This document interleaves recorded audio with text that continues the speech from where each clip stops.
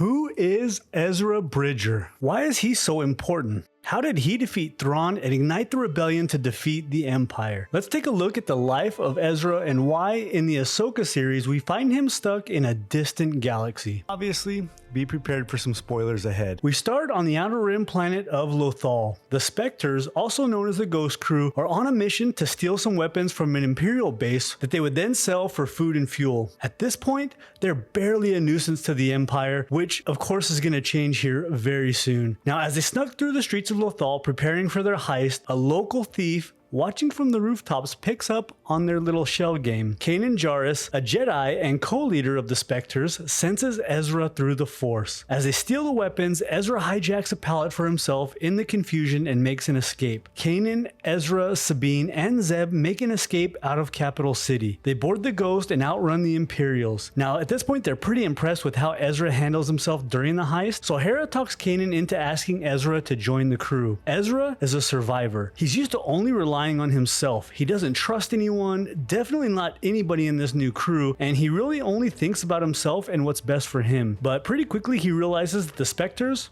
are not like that. So once they leave the capital city, they head over to a place called Tarkin Town on the other side of Lothal, where they provide food to the locals who are being treated pretty badly by the Empire. He sees the unselfishness and their willingness to help out those less fortunate. We also learn right here that Ezra is Force sensitive. Good luck saving the galaxy. He opened it.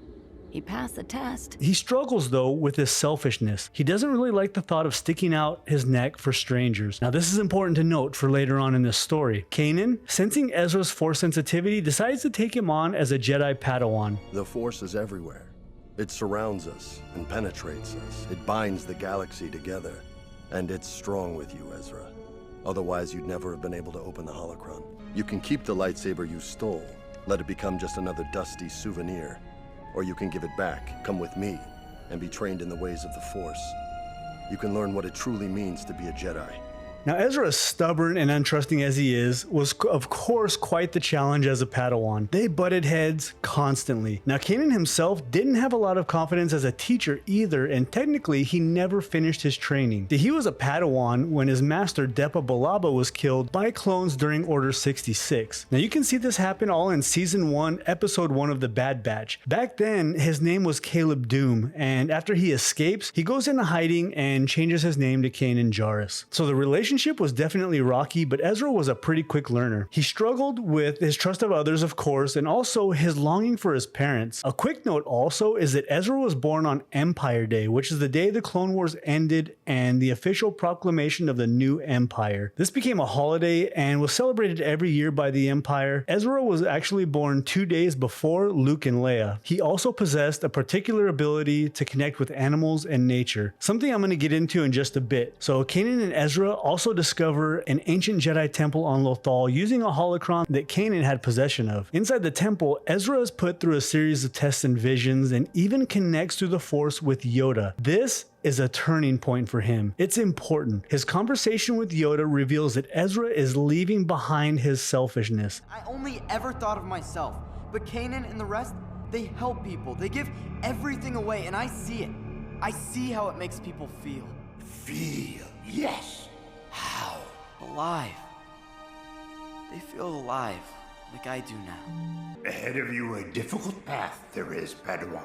It's here that Ezra gets his lightsaber crystal and is able to construct his very first lightsaber. And it's unique, but definitely fitting for him. I do love the idea of a blaster slash lightsaber combination, and during a fight with Ezra, Kanan, and the Grand Inquisitor, it comes in pretty handy and they're able to defeat him on Tarkin's Star Destroyer. Shortly after, they run into Vader for the first time and barely escape with their lives. They also coincidentally meet Ahsoka Tano around this time, whose secret name was Fulcrum, part of a spy network of the larger Phoenix Squadron rebel group. Now let's talk about Ezra's special special connection to nature and animals. So they're on a mission searching for an Imperial refinery of a chemical called Clauson 36, which is used in fuel, when they run into a pod of space whales called purgil. Ezra could hear them calling long before anyone saw them, but he was the only one that could. Not even Kanan could hear them. Now Hera tells them that they're known for destroying ships, but Ezra talks them into flying with the purgil instead of against them, and because of his connection with them, they're able to safely get to the Clauson 36 refinery, which the purgil were actually attracted to. They needed the gas to breathe and to travel through hyperspace. These purgil are going to play a huge role in Ezra's fate later on, and also in the Ahsoka series. Now speaking of Ahsoka, her, Ezra, and Kanan travel together to Malachor to find out how to destroy the Sith when Ezra is separated from the other two and runs into former Sith Lord Maul. Maul convinces the three Jedi that the Sith holocron at the top of the Sith temple contains the secret they're looking for. Maul also sees Ezra as a potential apprentice. See, Maul is still obsessed, of course, with finding Kenobi, and that's what he's looking for that holocron for. Now, as they ascend the temple, fighting against the Inquisitors who have tracked them to Malachor, Maul turns on Kanan and attacks him. He blinds him, and Kanan, now blind, uses the Force to fight Maul, throwing him off the temple. Ezra locates the holocron when Vader shows up and tries to take it. Ahsoka intervenes while Ezra and Kanan are able to escape. At this point, they believe Ahsoka does not survive the fight with Vader. Kanan begins to struggle after he loses his vision and spends a lot of time alone away from the rest of the Ghost crew. Ezra grows angry and resentful at Kanan for not being there. At the same time, Ezra is also given more responsibility in leading missions for the rebellion. Now, he still has the Sith holocron at this point, and he was even using it along with his anger to become more powerful. Thankfully, Kanan is able to come to terms with himself, find balance in the Force, and returns to help Ezra and kind of get things back to normal, including getting rid of that holocron, at least temporarily. Shortly after, Maul takes the Ghost crew hostage, demanding that the holocron from Ezra and Kanan be returned to him, or else he was going to kill Hera, Sabine, and Zeb. Now, Ezra learns here that the holocron is not only a library of information, but they also grant clarity.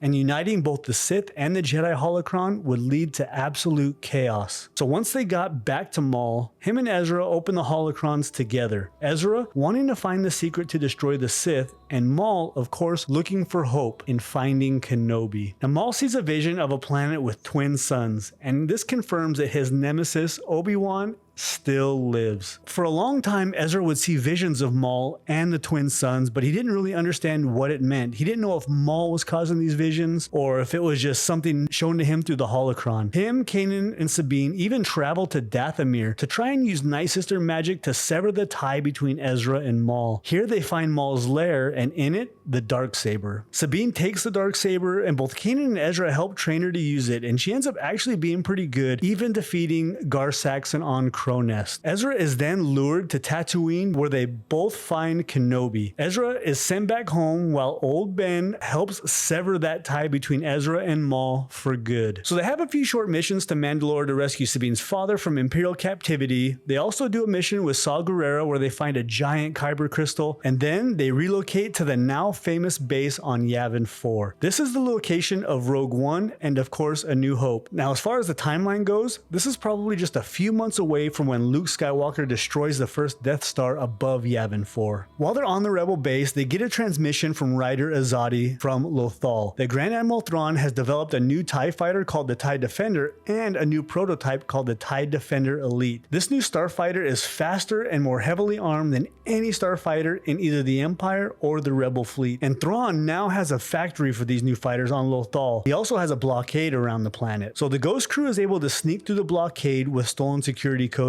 Ezra and Sabine steal a TIE Defender Elite prototype, which actually looks like a modified version of a Chiss Clawcraft from the expanded universe. Hera is then captured as her X-Wing squadron was shot down, and the rest of the Ghost crew come up with a plan to rescue her from the Imperial Armory complex. As they make their escape, some Imperial walkers destroy the fuel depot just as Sabine and Ezra were picking up Hera and Kanan. In a split second, Kanan runs out to stop the explosion with the Force, holding it and forcing his friends away from the blast as it consumes him. Kanan gives the ultimate sacrifice to save his friends.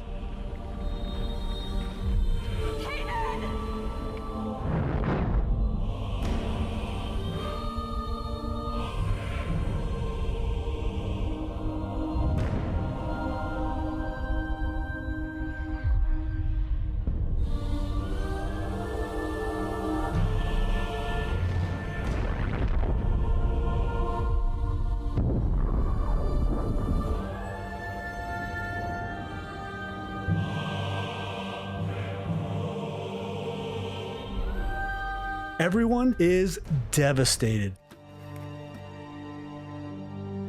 Sabine? What's wrong? Sabine! He's gone.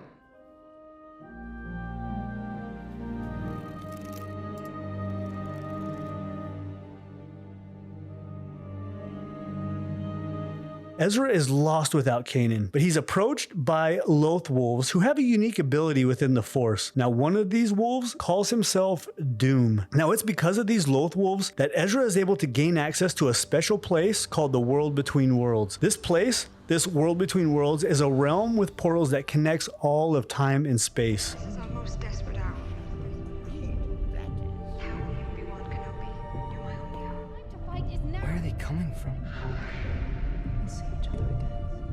Here, Ezra looks through a portal and sees Ahsoka fighting Vader on Malachor from a few years earlier. Now, without thinking, he reaches through at the last minute and pulls her through the portal. Ahsoka!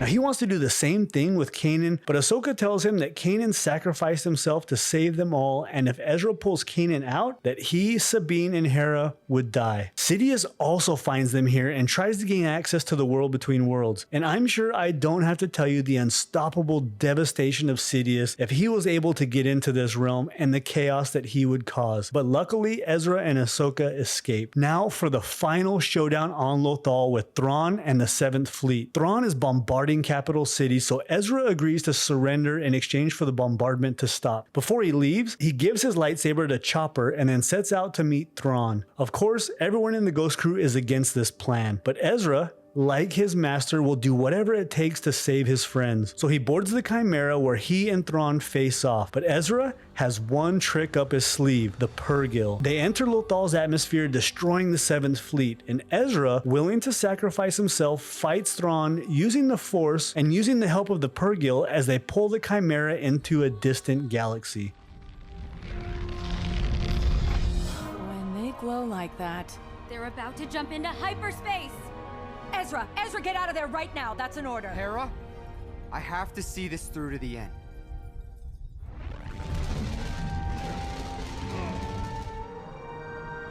Get out of there! I can't do that.